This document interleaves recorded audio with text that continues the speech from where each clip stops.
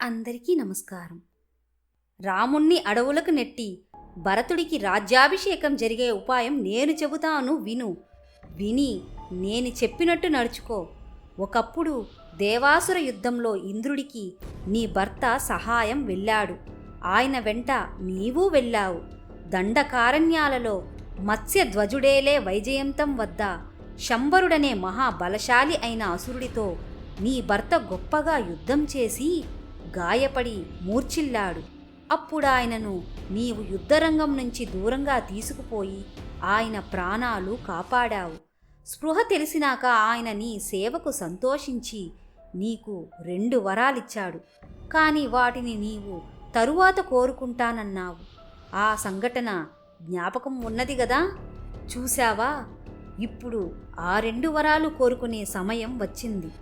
రాముణ్ణి 14 ఏళ్ళు అడవులకు పంపమని, భరతుడికి పట్టాభిషేకం చెయ్యమని నీవిప్పుడు నీ భర్తను కోరే అని మందర కైకేయికి హితవు చెప్పింది.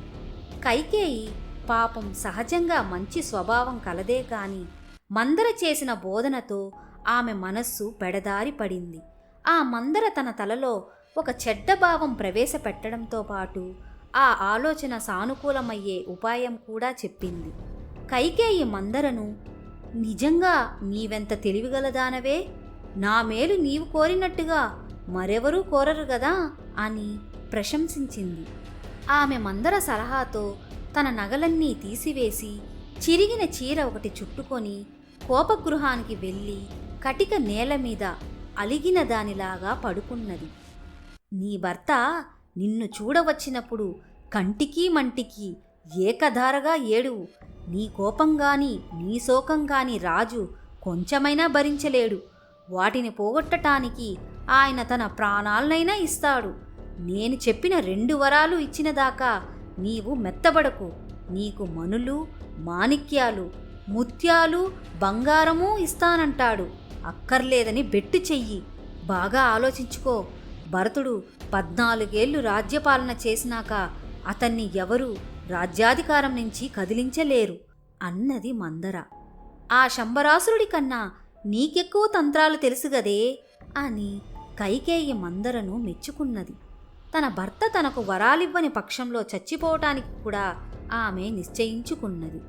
దశరథుడు రామ పట్టాభిషేక యత్నాలకు ఆజ్ఞ ఇచ్చి ఈ శుభవార్త కైకేయికి తానే స్వయంగా తెలిపే ఉద్దేశంతో కైకేయి శయనగృహానికి వచ్చి అక్కడ ఆమె లేకపోవటం చూసి ఆశ్చర్యపడి, కైకేయి ఎక్కడున్నావు అని పిలిచాడు. జవాబు లేదు. ఆయన అంతఃపుర ద్వారం దగ్గరికి వచ్చి అక్కడ ద్వారపాలికను, కైకేయి ఎక్కడా అని అడిగాడు. ద్వారపాలిక భయంతో చేతులు జోడించి, ప్రభు, వారు కోపగృహంలో ఉన్నారు అని చెప్పింది. దశరథుడు కలవరపడుతూ కోపగృహానికి వెళ్ళి అక్కడ నేలపై పడుకుని ఉన్న కైకేయిని చూశాడు.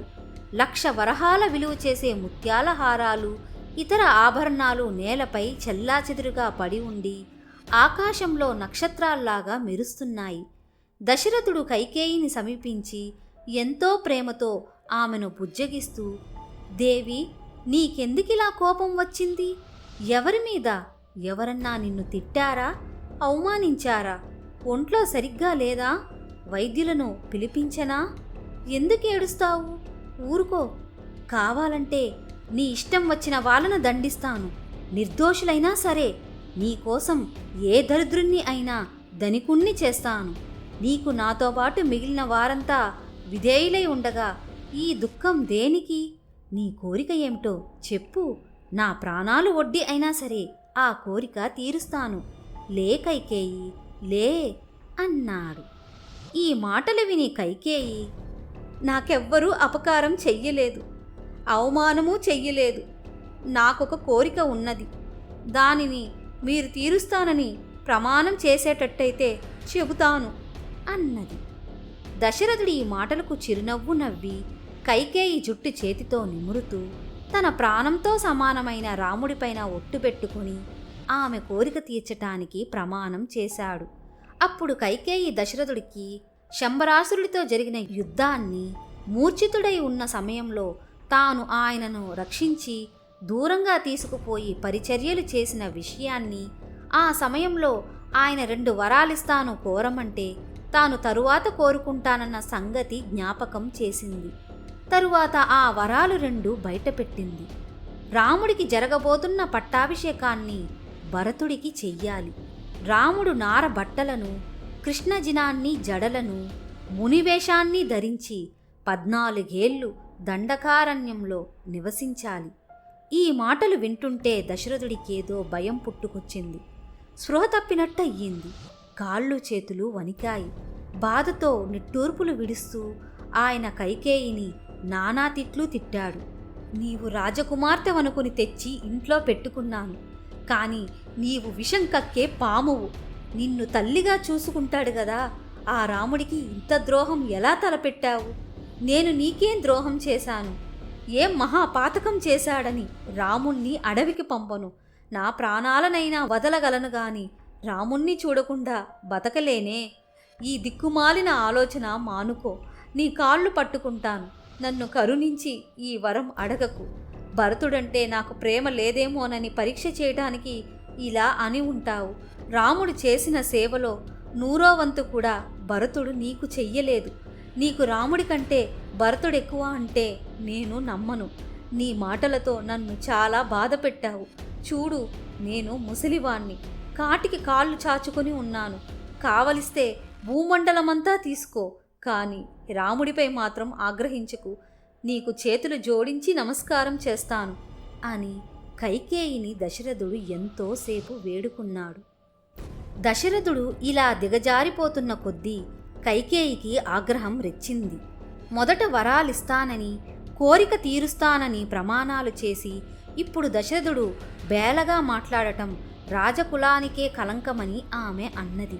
తన వరాలను ఉపసంహరించుకోనని, రాముడి పట్టాభిషేకం జరిగే పక్షంలో తాను చచ్చిపోతానని అన్నది. దశరథుడు మానసిక వేదనతో దహించుకుపోయాడు. ఎటువంటి విషమ పరిస్థితి! నాయనా, అడవికి పోరా అని రాముడితో ఎలా చెప్పటం? కైకేయి కోరిక ప్రకారం రామ పట్టాభిషేకం మానేస్తే ఇతర రాజులంతా పట్టాభిషేకం చాలా బాగా చేశారే అని హేళన చెయ్యరు? కౌశల్య ముఖం ఎలా చూడటం? ఆయన తనలో తాను దుఃఖించాడు. కైకేయిని తిట్టాడు, బతిమాలాడు, మధ్య మధ్య మూర్ఛపోయాడు. ఆ రాత్రి ఆయనకు భయంకరమైన కాలరాత్రిలాగా గడిచి తెల్లవారింది. వశిష్ఠుడు తన శిష్యులతో సహా రాచనగరకు వచ్చి దశరథుడి అంతఃపుర వాకిలి దగ్గర సుమంత్రుడెదురు కాగా తాను వచ్చిన సంగతి రాజుగారికి చెప్పమన్నాడు. పట్టాభిషేకం ఏర్పాట్లన్నీ పూర్తి అయ్యాయని, రాజుగారు కదిలి రావటమే వ్యవధి అని వశిష్ఠుడు చెప్పగా సుమంత్రుడు స్వేచ్ఛగా అంతఃపురం ప్రవేశించాడు. సుమంత్రుడు వృద్ధుడు కావటం చేత రాజుగారికి ఆబాల్యమిత్రుడు కనుక ఆయనను ఎవరూ అడ్డుకోరు. ఆయన తిన్నగా రాజుగారున్న చోటికి వెళ్ళి రాజుగారి మనస్థితి ఊహించక ఆయన నిద్రపోతున్నాడనుకొని, మహారాజా లేవండి, సూర్యోదయం కూడా అయ్యింది. రామ పట్టాభిషేకం జరిపించటానికి అందరూ తమ రాక కోసం చాలాసేపుగా ఎదురుచూస్తున్నారు అని చెప్పాడు. దశరథుడు శోకంతో వాచి ఎర్రగా ఉన్న కళ్ళతో సుమంత్రుణ్ణి చూసి, సుమంత్ర, నన్ను నీ మాటలతో ఇంకా ఎందుకు దుఃఖపెడతావు అన్నాడు. దశరథుడు దుఃఖంలో ఉన్నాడని తెలియగానే సుమంత్రుడు చేతులు జోడించి 2 అడుగులు వెనక్కు వేశాడు. దశరథుడు సుమంత్రుడితో మాట్లాడే స్థితిలో లేనందున కైకేయి, సుమంత్రుడా, తెల్లవార్లు మహారాజుకు రామ పట్టాభిషేకమన్న ఆనందంతో నిద్రలేదు. ఇప్పుడే కాస్త కునుకు పట్టింది. నీవు వెళ్ళి రాముణ్ణి పిలుచుకురా, ఇదే రాజుగారి ఆజ్ఞ అనుకో అన్నది. రాముడు ఇక్కడికి వచ్చి పట్టాభిషేకం చేసుకుంటాడు కాబోలు అనుకుంటూ సుమంత్రుడు అక్కడి నుంచి కదిలాడు. నగరమంతా ఉత్సవంలాగా కోలాహలంగా ఉన్నది. రాజసభ జనంతో కిక్కిరసి ఉన్నది. రాజులందరూ కానుకలు తెచ్చారు. వారు తమలో తాము, రాజుగారు కనిపించరు, మనం వచ్చిన సంగతి వారికెలా తెలియడం అనుకుంటున్నారు. సుమంత్రుడు మర్యాదగా వారిని పలకరించి, మీరంతా వచ్చిన సంగతి నేను మహారాజు గారికి తెలియజేస్తాను. వారి దగ్గరికి రాముణ్ణి తీసుకుపోతున్నాను అని చెప్పాడు. ఆయన మళ్ళీ వెనక్కి తిరిగి దశరథుడి అంతఃపురానికి వెళ్ళి దశరథుడు పడుకొని ఉన్న చోటికి చేరి, మహారాజా విజయీభవ, రాత్రి గడిచి తెల్లవారి సూర్యోదయం కూడా అయ్యింది. మీకోసం బ్రాహ్మణులు, సేనాపతులు, పట్టణంలోని పెద్దలు ఎదురుచూస్తున్నారు. నిద్ర మేలుకొని జరగవలసిన ఉత్సవం జరిపించండి అన్నాడు. రాముణ్ణి తీసుకురమ్మని కైకేయి నీతో చెప్పెనే, తీసుకురాకుండా ఎందుకు వచ్చావు? ఆమె ఆజ్ఞ నా ఆజ్ఞ కాదా? నేను నిద్రపోవటం లేదు, మేల్కొనే ఉన్నాను. తొందరగా వెళ్ళి రాముణ్ణి తీసుకురా అన్నాడు దశరథుడు. సుమంత్రుడు చిత్తమని చెప్పి రాజుకు నమస్కారం చేసి, ఏదో గొప్ప ఏర్పాటే జరగబోతున్నది అని తనలో తాను సంతోషపడుతూ రాజవీధి వెంట జనం ఉత్సాహంగా పట్టాభిషేకం గురించి అనుకునే మాటలు వింటూ రాముడుండే నగరంకు రథం తోలుకుని వచ్చాడు. అక్కడ జనం గుంపులు గుంపులుగా చేరి ఉన్నారు. రాముడి అంతఃపురం చుట్టూ ఏనుగులు, గుర్రాలు, సైనికులు, మంత్రులు కిటకిటలాడుతున్నారు. సుమంత్రుడు వారినందరినీ తోసుకుంటూ వెళ్ళి రాముడుండే 7 అంతస్తుల మేడ ప్రవేశించాడు. తాను వచ్చినట్టు రాముడికి కబురు పంపి అతని అనుమతితో రాముడుండే చోటికి వెళ్ళాడు. రాముడు చక్కగా అలంకరించుకొని బంగారు చక్కీపై కూర్చుని ఉన్నాడు. సీత పక్కనే నిలబడి వింజామర వీస్తున్నది. సుమంత్రుడు అతన్ని సమీపించి నమస్కరించి, తండ్రిగారు కైకేయి అంతఃపురంలో ఉన్నారు, మిమ్మల్ని చూడాలంటున్నారు అని చెప్పాడు. ఈ మాటలు విని రాముడు ఆనందంతో పొంగిపోయాడు.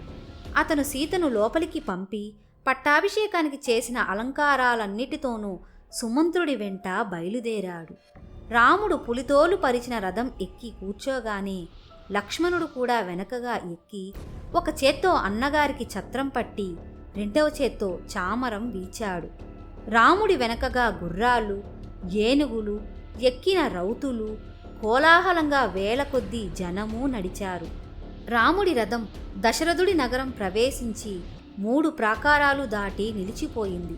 తన వెంట వచ్చిన బలగము, ప్రజలు అక్కడ నిలిచిపోగా రాముడు కాలినడకను మరి 2 ప్రాకారాలు దాటి దశరథుడి అంతఃపురం ప్రవేశించాడు. ఒక అందమైన ఆసనం పైన దశరథుడు, కైకేయి కూర్చుని ఉన్నారు. రాముడు తండ్రి కాళ్లకు, తరువాత కైకేయి కాళ్లకు నమస్కరించాడు. రామా అంటూ ఏదో చెప్పబోయి దశరథుడు గొంతు పెగలక కళ్ళు మూతపడి కన్నీరు కారుస్తూ దుఃఖంతో వివశుడయ్యాడు.